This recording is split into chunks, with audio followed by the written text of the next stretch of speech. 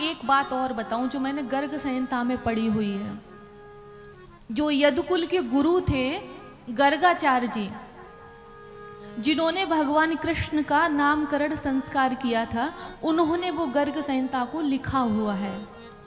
प्रमाणित है, कुछ ऐसा नहीं है कि मैं आपको ऐसी कुछ बता रही हूँ। उसमें लिखा है कि वैसे तो ये संपूर्ण ब्रह्मांड, पूरी धरती ब्रह्मा जी ने बनाई है भगवान के कहने पर, लेकिन ये 84 कोस ब्रज भूमि है, 84 कोस ब्रज भूमि जो है वो ब्रह्मा जी की धरती में नहीं आती है, वो ब्रह्मा जी की सृष्टि में नहीं आती है।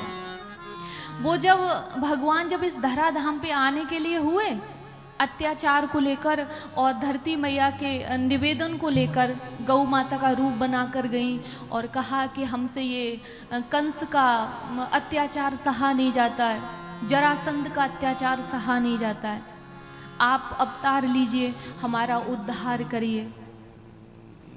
तो भगवान जब इस धराधाम पे आने के लिए हुए तो राधा जी उदास हो गई, राधा जी रोने लगी। तो भगवान ने कहा कि तुमको छोड़ के तो नहीं जाएंगे, हम जाएंगे तो तुमको लेकर ही जाएंगे।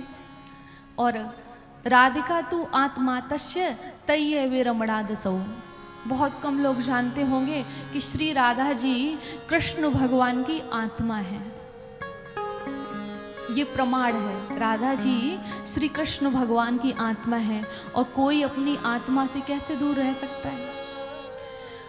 तो भगवान ने कहा कि आप उदास न हो, मैं तो तुम्हें लेकर ही जाऊंगा, अकेला नहीं जाऊंगा।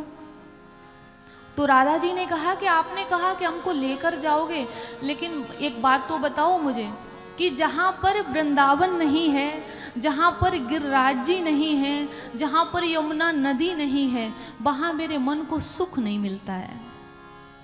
कि जहाँ पर वृंदावन नहीं होगा वहाँ मैं नहीं जाऊंगी, जहाँ पर यमुना जी नहीं होंगी वहाँ मैं नहीं जाऊंगी, और जहाँ पर गिरिराज भगवान नहीं होंगे वहाँ पर मैं नहीं जाऊंगी। वहाँ मेरे मन को सुख नहीं मिलेगा, मेरे मन को शांति नहीं मिलेगी। तो ध्यान से सुनिएगा, शाल्मली द्वीप में गिरिराज को भगवान ने जन्म दिया।